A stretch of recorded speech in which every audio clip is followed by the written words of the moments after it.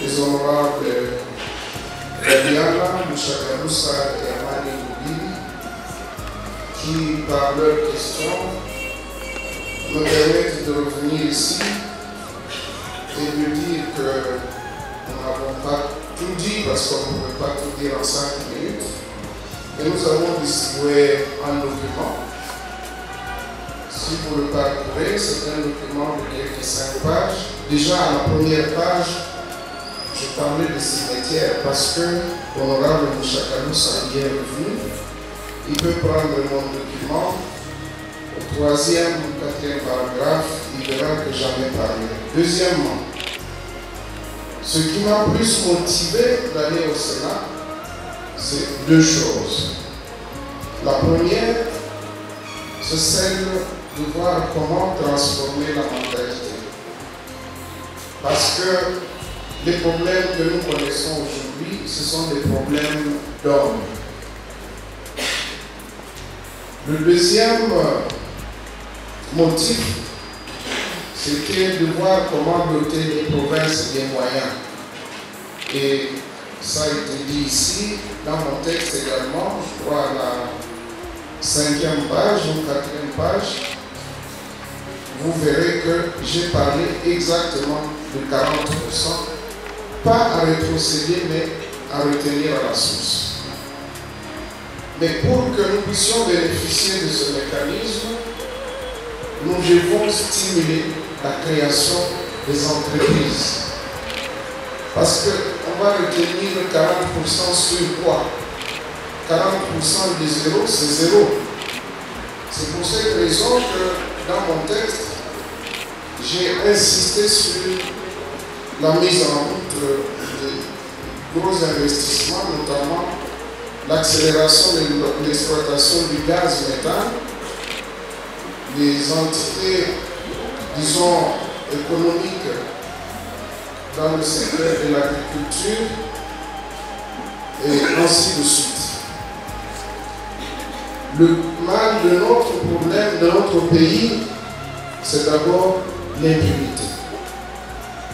J'insiste beaucoup sur l'impunité. Et je donne très souvent l'exemple de 1997, lorsque on annonçait que Moussé Kabila arrivait déjà à Kisangani en direction de Kinshasa. Une information l'avait précédé pour dire qu'avec lui, on ne touche pas au bien de l'État. On ne touche pas à l'argent de l'État. Si vous y touchez, on vous coupe le bras.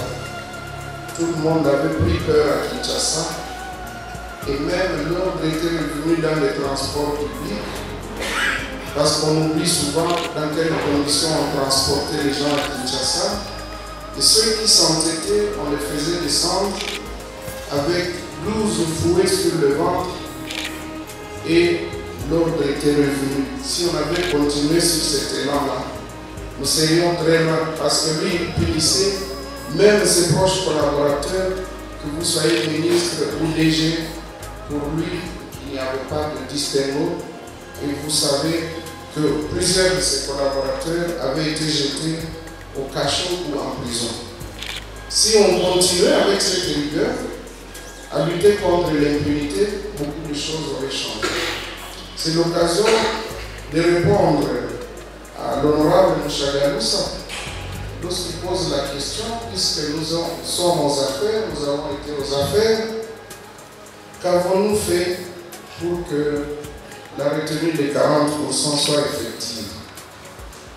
Ici, je dois dire, et je dois le dire avec beaucoup de regret, que les gouverneurs de l'époque et les présidents des assemblées provinciales avaient signé un mémorandum conjointement avec le gouvernement central pour convenir de l'application progressive de cette disposition et en même temps de mettre en route la caisse de péréquation.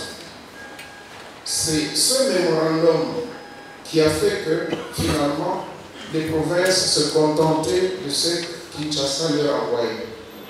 Ces gouverneurs et ces présidents des assemblées auraient été ferme sur l'application stricte de cette disposition, que peut-être on n'en serait pas là.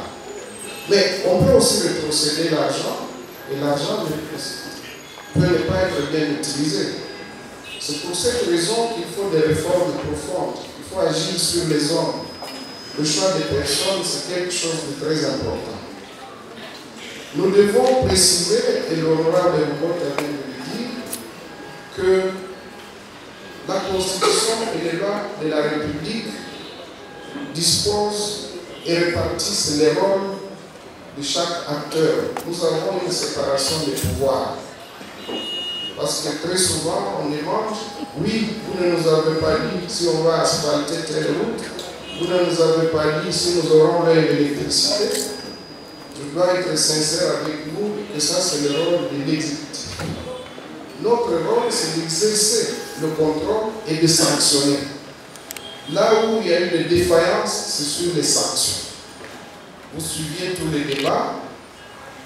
En tout cas, quand vous suiviez les débats, vous vous attendiez à ce que des sanctions sévères s'en suivent. Malheureusement, ça n'a pas été le cas. Aujourd'hui, vous avez la chance et l'occasion de pouvoir exercer ce pouvoir de contrôle sur le gouvernement provincial, et sûrement que le prochain gouverneur, qui est notre candidat, viendra vous donner le programme que vous allez sanctionner. Et nous allons lui demander de ne pas être démagogue et de promettre ce qu'il pourra réaliser avec votre concours. Voilà pourquoi nous disons que pour ce qui est des élections, on peut tout dire. Je donne un petit exemple. Sur une liste de l'AFDC à Calais, par exemple, il y a eu 38 000 voix. Je prends l'exemple de deux candidats. L'un est dans la salle. L'un a obtenu 5 028 voix. L'autre a obtenu 5 012 voix. Mais on a proclamé, évidemment, celui qui avait eu 5 028 voix.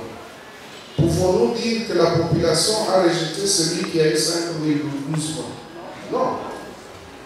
Vous tous, vous êtes élus sur des listes. Cette notion de dire que la population a rejeté quelqu'un, elle est discutable. Et heureusement que la sagesse du président a permis à l'honorable Amani Moubi de ne pas nous plonger dans les conflits, parce que nous sommes là pour bâtir.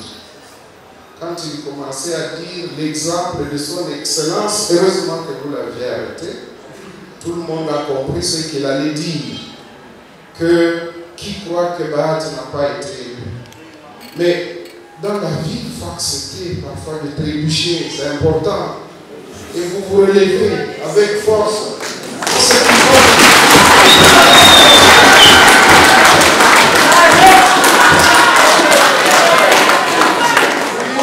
Si les élections étaient parfaites, il n'y aurait pas de contentieux. Vous savez qu'il y a plus de 800 contentieux dans les cours et tribunaux, rien que pour l'élection au niveau de la députation nationale. Il y a beaucoup de contentieux. Rien n'est parfait au monde. Vous voyez même ce qui se passe aux États-Unis. Voilà pourquoi je voudrais dire qu'il faut toujours chercher à bâtir. Faites toujours du bien, je le dis aux gens. Faites du bien, laissez les autres faire le mal. Mais vous, faites un effort pour faire le bien. Et je termine en disant que un candidat a dit qu'il est le seul à avoir fait asphalter un tronçon routier. Je sais que ça, ce n'est pas le rôle du privé. Il faut qu'on se le dise. C'est parce qu'il y a la défaillance des pouvoirs publics. Mais moi aussi, j'ai dû préfinancer l'entrée, la route ici, le boulevard du lac. Je crois que si vous vous arrêtez en sortant d'ici à la droite, vous verrez qu'il y a des tracteurs qui sont en train de travailler. Ça, c'est un financement sur crédit de la BCDC, que moi j'ai contracté. Parce que j'estime que pour mettre en œuvre un ouvrage, il faut qu'il y ait une voie d'accès. Et lui aussi, il a fait la voie d'accès pour son hôtel. C'est celui qui m'a inspiré en fait. Donc, il est à féliciter. Mais si les autres peuvent nous emboîter le pas, petit à petit, nous pourrions continuer. Voilà, honorable député, juste quelques éléments de réponse.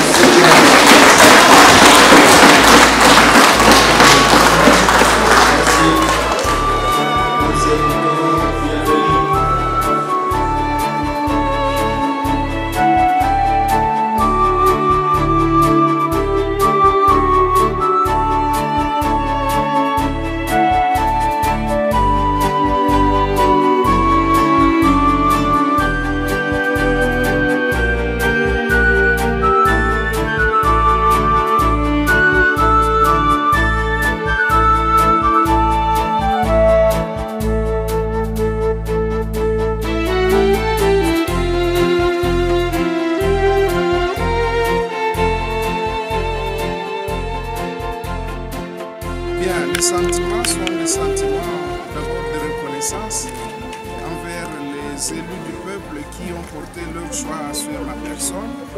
Ceci est un message clair en direction de ceux qui ont voulu falsifier les réalités électorales du 30 décembre 2018. Comme vous le savez, nous les croyants, nous savons que par moment il faut accepter de trébucher. Et ce qui importe, c'est de se relever avec courage. Et aujourd'hui, c'est un cinglant démenti pour dire voilà que le professeur Bahati Lukwebo n'a jamais été renié par sa population, moins encore par les représentants de la population. Je voudrais également dire que la compétition ne doit pas être un moment de déchirement. Tout le monde a le droit d'exprimer ses ambitions. Ce qui compte, c'est qu'après la compétition, nous tous, nous puissions considérer que nous sommes des frères et sœurs et que nous devons nous unir pour la construction du pays et en particulier de notre province du Sud Kivu, qui, il faut l'avouer, est dans une situation très difficile. Voilà pourquoi je sens la lourdeur de la mission qui m'est confiée, qui est sur mes épaules, celle de redresser la situation de la province du Sud Kivu. Les infrastructures, la sécurité, l'amélioration des investisseurs qui, eux, lorsqu'ils vont créer des entreprises, vont nous sortir de la pauvreté. J'en suis conscient et je voudrais inviter mes collègues sénateurs ainsi que tous les députés nationaux et provinciaux, tout comme le gouvernement provincial qui sera mis en place pour qu'ensemble nous puissions unir nos efforts, nos énergies, nos intelligences pour que le Sud Kivu rayonne davantage et qu'il se place au diapason des provinces qui caracolent au diapason des provinces qui sont en train de se développer. Voilà tout ce que je peux dire à ce stade. Je remercie les députés provinciaux qui ont porté leur choix sur ma personne. Je remercie tous les autres aussi parce que c'était un exercice démocratique. Je remercie toute la population du Sud Kivu. Elle peut continuer à compter sur nous. Merci beaucoup. Vile munafuata vile walichagua, sio tu watu wa AFDC ndio walinichagua, na wengine ambao hawapo wa AFDC wamenichagua kwani wanaaminia kama mimi ninaweza kutumika kwa faida ya jimbo letu la Sud Kivu. Wakati ya uchaguzi kweli kila mtu anatoa ambition zake, ila sio wakati ya kufanya kiadui. Sisi wote ni wandugu. Hii yote kisha kupita, tunapaswa rudia pamoja, tuungane kwa gisi tujenge jimbo letu, tujenge nchi yetu.